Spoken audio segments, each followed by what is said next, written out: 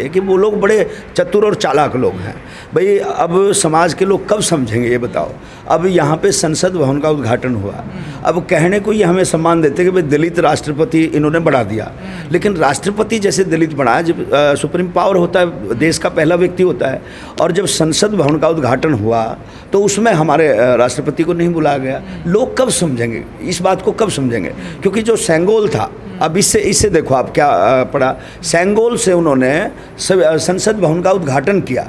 सेंगोल का क्या है कि ब्राह्मण लोग जो थे, जो आपस में राज का ट्रांसफ़र करते थे, उसमें सेंगोल देते थे एक दूसरे को, जबकि इस देश का जो राष्ट्रीय चिन्ह अशोक स्तंभ है, तो उसको दरकिनार करके, राष्ट्रपति को दरकिनार करके पूरा का पूरा मनवादी सिस्टम, मनवाद इन लोगों ने संसद भवन में तैयार कर दिया। और इसमें आपने जो बात कही वो 101% सत्य है कि वो लोग संविधान को चेंज करने जा रहे हैं और हमारे लोग आपस में लड़ रहे हैं। तो मैं अपने समाज के लोगों के लिए भी एक सॉन्ग मैंने किया कि हम सबको एक मंच पे आना होगा रे, मेरे भीम का संविधान यो बचाना होगा रे। संविधान तो ऐसा है, जब बाबा साहब अम्बेडकर एक ऐसा बीज बो करके चले गए, मानवर साहब श्री कांसीराम जैसे इस संसार में हमारे लिए देवता पैदा हो गए, हमारे लिए भगवान पैदा हो गए, जिन्होंने जागृति पैदा कर दी। बहन कुमारी मायावती हैं, भाई चंद्रशेखर भी अच्छी लड़ाई लड़ रहा है। तो हमारे अब बामन मेश्राम है, इधर से बहुत सारे लोग अपने अपने दलों में काम करने का काम कर रहे हैं, लेकिन मैं उनको यही कहना चाहूँगा। डराते क्यों हैं फिर समाज को? कैसे, किस बात पे डराने का काम है? डराना तो ये यार, संविधान बदला जाएगा, मनुस्मृति लागू होगी, ये तो एक बात बताओ, वो लोग पावरफुल लोग हैं, उनके पास सारी चीज़ें हैं। तो इस तरह से अगर हम लोग अब संविधान को कहाँ उन लोगों ने छोड़ा है ये बताओ। अब संविधान के अंदर जो संविधान के अंदर हमारे जो वो थे, क्या नाम, हक अधिकार थे, उनको धीरे धीरे वो लोग कमज़ोर कर रहे हैं। अब संविधान कैसे बच पाएगा बताओ? वो तो कहते हैं अम्बेडकरवादियों ने हमारा जीना हराम कर रहा हो। तो जीना हराम तो करेंगे ना भाई, जब वो लोग हमारे मान सम्मान को ठेस पहुंचाने का काम करेंगे, हमारे जो ग्रंथ है, हमारा संविधान, इसको छेड़ेंगे, तो हम लोग क्या? तो उनके ग्रंथों को कितना कर रहे आते हैं, देखिए दिन रात गाली दे रहे हैं सारे लोग। एक बात बताइए ना, उनके ग्रंथों में एक भी बात सच्चाई बता दी मुझे। राम ने इस देश का क्या भला किया, कृष्ण ने इस देश का क्या भला किया, जिस भगवान को उन लोगों ने पैदा किया, उससे मुझे एक तो सीख बताइए ना, किसी ने सीख दी? कृष्ण भगवान ने, उनके शास्त्रों में लिखा है कि कृष्ण भगवान के पास 16,108 रानी थी। काहे का इंसाफ है भैया? रामचंद्र जी जब सीता, उन्हीं का लिखा हुआ बताता हूँ मैं, तो रामचंद्र जी सीता मैया को ले आए और रावण के पास से आकर के उन्होंने कहा मैं बिल्कुल ठीक हूँ, अग्नि परीक्षा ले ली। अरे काहे कि भाई वो उनकी आस्था है ना, हमारी तो आस्था नहीं, हमारी तो आस्था बाबा साहब में है ना, हमारी तो आस्था महापुरुष। प्रत्यक्ष को प्रमाण की आवश्यकता है। एक बताइए, वो लोग कहते हैं सबसे पहले विद्यालयों के अंदर, कॉलेजों के अंदर सरस्वती माँ को पूछो भाई, सरस्वती के पास कितनी डिग्रियाँ थी ये बताइए, सरस्वती का जन्म कहाँ हुआ? अब सरस्वती हमारे लिए अगर कोई है तो सावित्रीबाई फूले है, जिन्होंने इस देश के अंदर महिलाओं की बेड़ियाँ तोड़ने का काम किया। महिलाएं इस देश में पढ़ नहीं सकती थी, अरे जिन महिलाओं ने उनको पैदा किया, जिन महिलाओं की कोख से उन्होंने जन्म लिया, उसको भी नहीं बख्शा।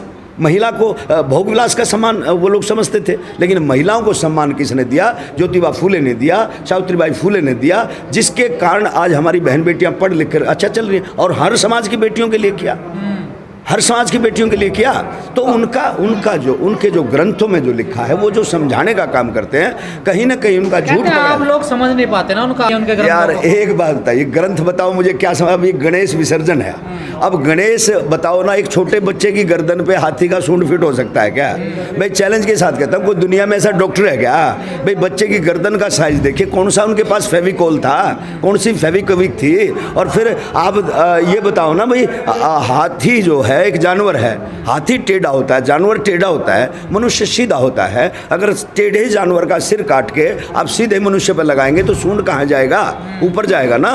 अब जो उन्होंने नीचे भी कर दिया और कहते हैं कि गणेश महल से पैदा हुआ। तो क्या महल से पैदा हो सकता है? मैं भावनाओं को ठेस नहीं पहुंचाता, मैं सिर्फ और सिर्फ अपने समाज के लोगों को ये बताना चाहता हूँ, ये चेताना चाहता हूँ कि उनकी झूठ को पकड़ो, उनकी दुकानदारी को पकड़ो, और उनकी जो वो लोग हमारे ऊपर भिन्न भिन्न प्रकार के भगवानों को थोपने का काम करते हैं, जिन्होंने हमारे लिए कुछ नहीं किया, उनको मत मानो और अपने बच्चों को पढ़ाओ भाई, मंदिर से हटाओ। कहते हैं हमारे यहाँ आइए, आप लोग जाते हैं जबरदस्ती, पिटते भी हैं मंदिरों में जाके।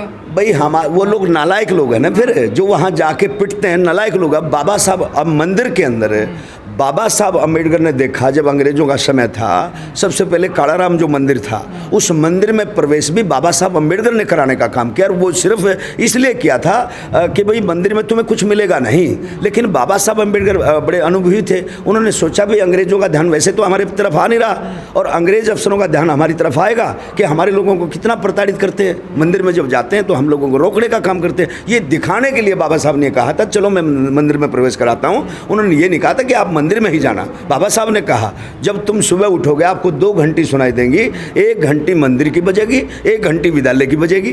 तो जब मंदिर की तरफ अगर आप जाओगे तो बेवकूफ़ कहलाओगे। हिंदू बना रहने में क्या दिक्कत है? हिंदू कोई धर्म ही नहीं है। हिंदू किसको बोलते हैं आप? हिंदू सनातनी हिंदू कोई धर्म नाम की चीज़ है। 70-80 साल पहले किसी किताबों में किसी ग्रंथ में मुझे दिखा दो कोई हिंदू शब्द है। हिंदू कोई शब्द है ही नहीं। हिंदू नाम का कोई धर्म नहीं है। ये तो सिर्फ हमारे ऊपर थोपा गया। जो बहुजन समाज के लोग हैं, खासकर जो बैकवर्ड समाज के लोग हैं, अपने आप को हिंदू मानते हैं। जब कोई लड़ाई होती है, हिंदू को मुसलमान से लड़ाना हो तो हमें हिंदू बना देते हैं, और जब कोई बात होती है प्रताड़ित करते हैं फिर दलित आ जाते हैं, फिर चूड़े चमार धानक धोबी मनियार सुनार आ जाते हैं, जाट आ जाते हैं। ये किसी के सुनते तो है नहीं भाई। आप उनकी संस्कृति को खत्म कर रहे हैं। देखिए मैं संस्कृति को खत्म नहीं कर, वो अपनी संस्कृति चलाओ, मैं अपने समाज के लोगों को बचाने का काम कर रहा हूँ कि मेरा समाज वहाँ ना जाए, उनकी पूजा पाठ ना करे, क्योंकि झूठ है भाई, पकड़ लो उनको। अभी दिवाली आएगी, दिवाली के दिन कहेंगे कि भाई दिवाली के दिन लक्ष्मी माता आएगी और घर में घी के दिए जलाए रखना, घी के दिए जलाना, खूब मोमबत्ती लगाना, लड़ियाँ लगाना, और लक्ष्मी माता का वाहन उल्लू बताते हैं। अब उल्लू देखो रोशनी में दिखता नहीं, वो किसको लेके जाएगा भाई, किसके यहाँ लेके जाएगा? ये बताओ ना भाई, सच्चाई को पकड़ो ना भाई, सच्चाई को पकड़ो यार। किसी का झोटा वाहन बना दिया, किसी का कुत्ता वाहन बना दिया, किसी का गुड़ वाहन। अरे क्या था ये, क्या सिस्टम था बताओ?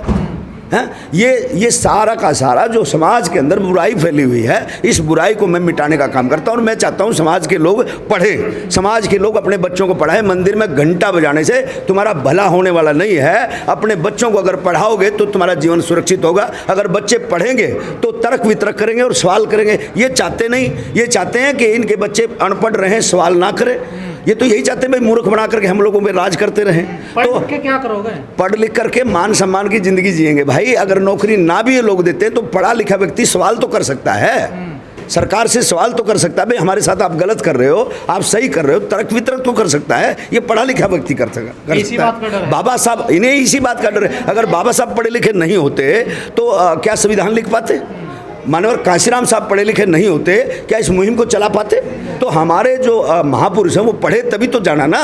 ज्योतिबा फुले ने देखा भाई इस देश में नारियां नहीं पढ़ती, इस देश में औरतें जब पढ़ लेती हैं तो सीधी नरक में जाएगी। कौन सा नरक है भाई?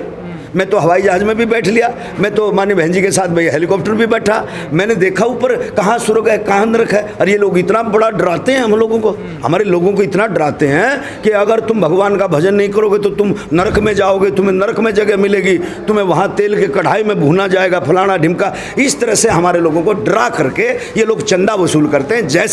जैसे बैंकों के नाम होते हैं, जैसे बैंकों में पैसा जमा करवाते हैं, जैसे नेशनल बैंक हो गया, पंजाब नेशनल बैंक है, पटियाला बैंक है, भाई तेरा कैनरा बैंक है, HDFC बैंक है, ICICI बैंक है। इन बैंकों के जो नाम है वहाँ पैसा जमा कराओगे तो वापस आने की उम्मीद है। लेकिन जो इनके बैंकों में आप पैसा, अब ये देखो ना, कोई भी आपदा आ जाती है, कोई आपदा आती है किसी मंदिर से, वैसे कहते हैं इस मंदिर में इतना करोड़ रुपया है, कोई आपदा आती कोई रुपया देता है? अब कोरोना में हमारे कितने लोग बर्बाद हुए, कितने लोगों को खाना नहीं मिला, किसी मंदिर से दान आया?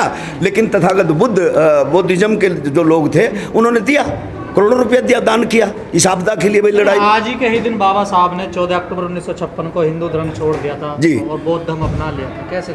इसीलिए तथागत बाबा साहब अम्बेडकर ने इसीलिए इस धर्म को अपनाया कि इस धर्म के अंदर सबको सम्मान मिलता है, इस धर्म के अंदर तर्क की कसौटी पर सवाल करने का अधिकार मिलता है। इसलिए बाबा साहब ने इस धर्म को अपनाने का काम किया।